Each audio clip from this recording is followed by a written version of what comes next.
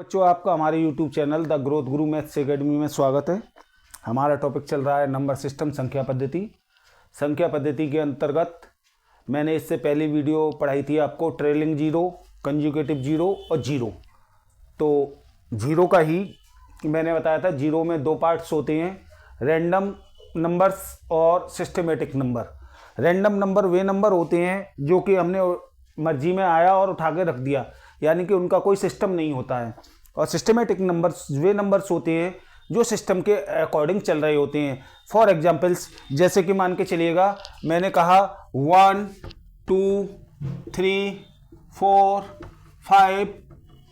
अब आपको पता है सिस्टम में चल रहे हैं, यानी कि सब में 1 का डिफरेंस है।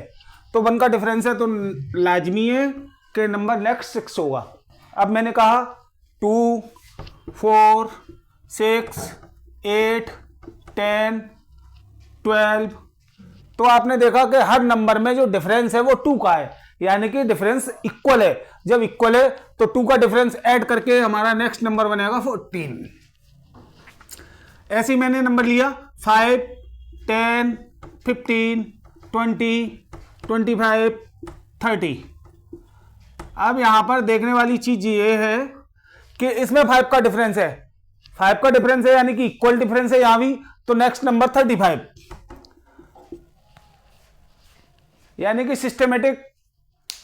कल मैंने आपको पढ़ाया था रैंडम नंबर।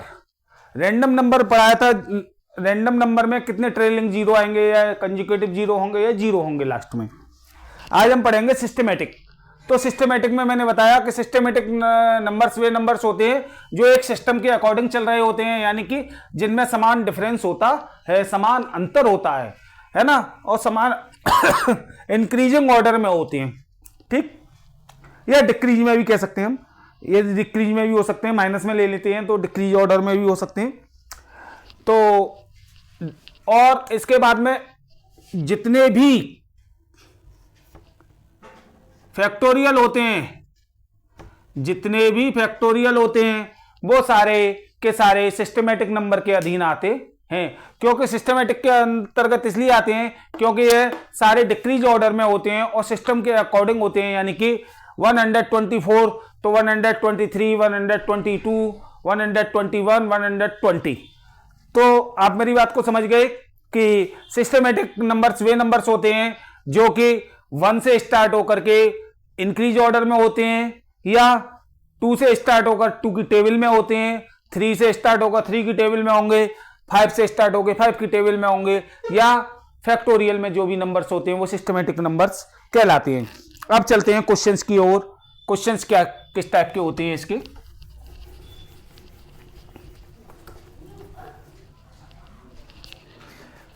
क्वेश्चंस है फर्स्ट की पावर 1, 2 की पावर 2, 3 की पावर 3, 4 की पावर 4, 5 की पावर 5, 6 की पावर 6, 7 की पावर 7, 8 की पावर 8, 9 की पावर 9। ठीक, और लास्ट में लिख लीजिएगा 10 की पावर 10। अब हमसे पूछा है इसमें शून्यों की संख्या क्या है या कितनी है।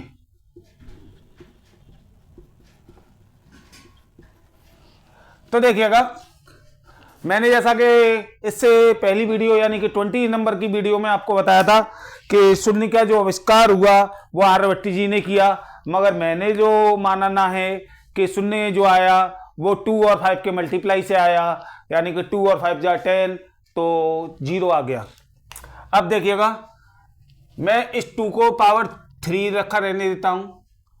4 की पावर 4 को मैं ऐसे लिख सकता हूं,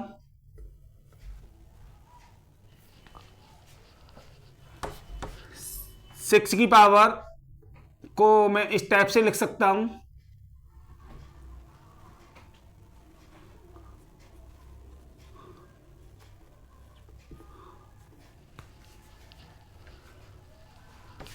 8 की पावर को मैं इस टाइप से लिख सकता हूं, और 10 10 की पावर को मैं इस टाइप से लिख सकता हूं।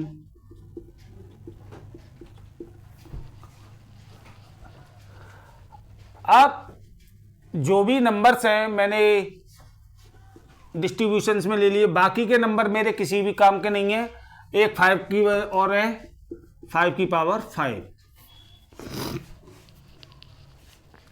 अब देखिएगा 2 की पावर कितनी है, तो 2 की पावर 3 प्लस 4 2 जा 8 प्लस 6 प्लस 24 प्लस 10, 2 की पावर मल्टीप्लाई 5 की पावर 10, 5 की पावर 10 प्लस 5 15।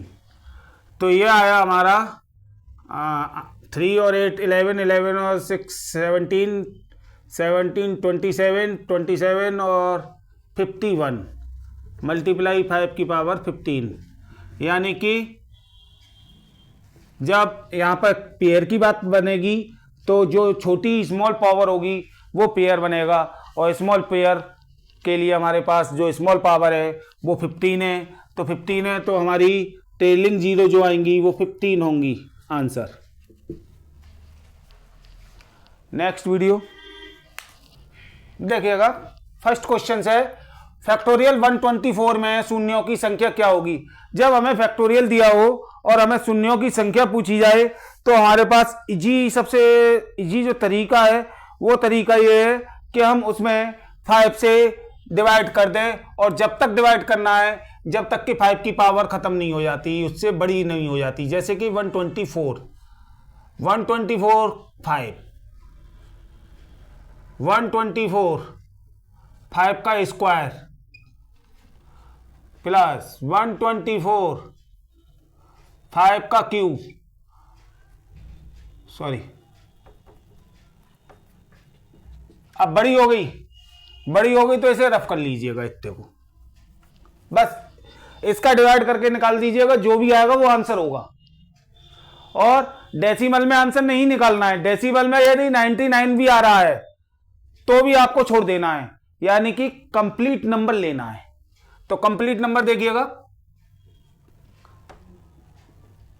5 2 जा 10, 2 कैरी हो गया 24 हो गया, 5 4 जा 20 प्लस 25 4 जा 100। तो शून्यों की संख्या क्या आई,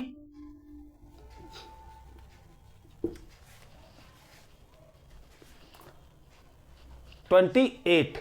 आप चाहें तो नोटबुक लेना और कैलकुलेटर पे चालू हो जाना। कैलकुलेटर तो काम नहीं करेगा क्योंकि 1 फैक्टोरियल 124 है, 124 है, बहुत ज़्यादा लार्ज रेट होगी, मगर आप हाथ से कर सकते हैं, शायद 2-3 पेजों में आंसर आ ही जाएगा।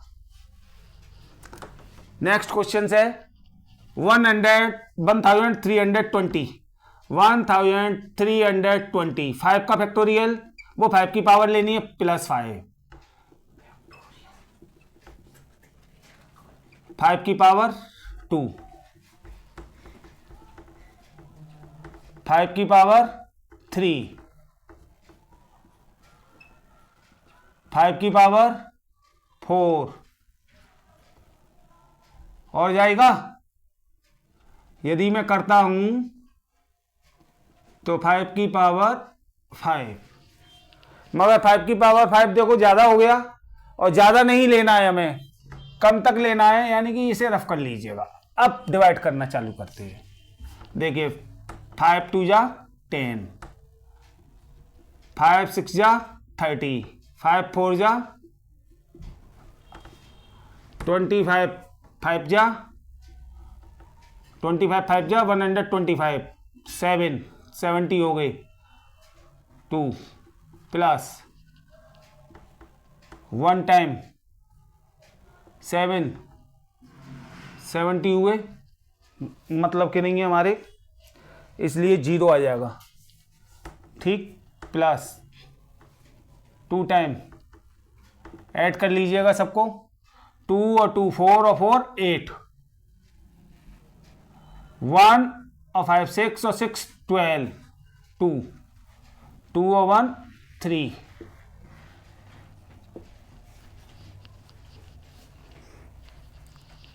नेक्स्ट प्लस में फैक्टोरियल 100। तो फैक्टोरियल 100 को पहले लेते हैं। फैक्टोरियल 100 बराबर क्या होता है, 100/5 प्लस 100/25। इससे ऊपर जाएगा नहीं, तो हमारा आया 20 प्लस 5 25।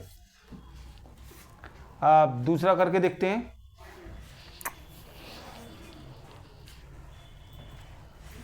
वो सॉरी 4 24। आप 200 का देखते हैं। 200/5 प्लस 200/25 प्लस 200/125 कितने बार गया, 40 time plus 8 time plus 1 time 49। तो 49 और 24। अब दोनों को हमने जब कर लिया,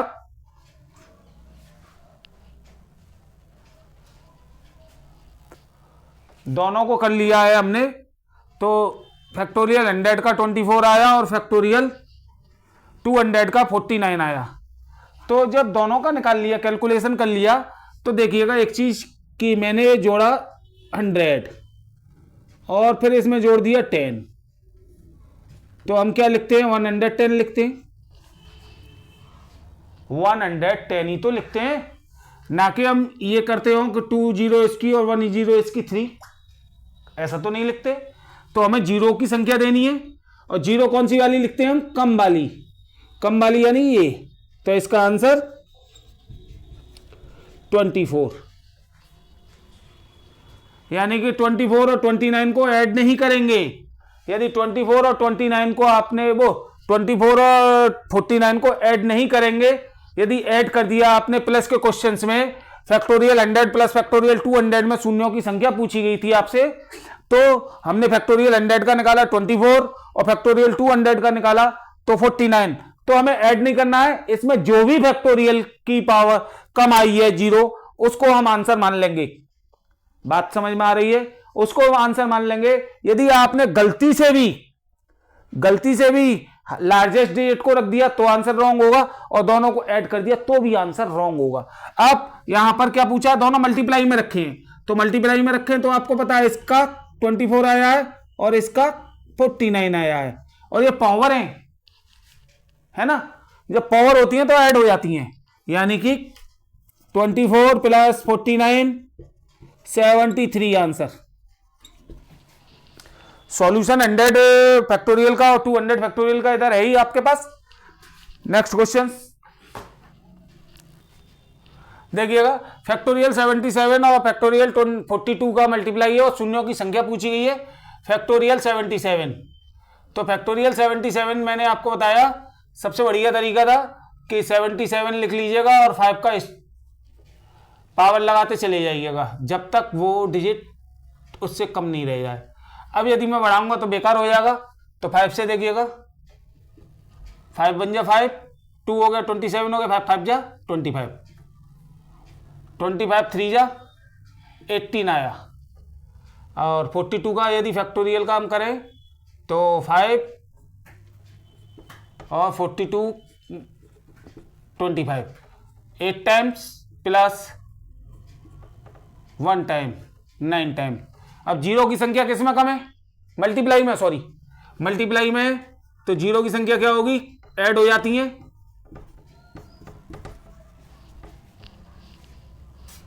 ऐसे ही इसमें देखिएगा 52, 5 और 25, 36, 5 प्लस 25, कट मारो 10 प्लस 2 12, 7 प्लस 1 8 12 + 8 20 आंसर। यदि आपको वीडियो पसंद आई हो तो लाइक करें, सब्सक्राइब करें एंड शेयर करें। Thank you.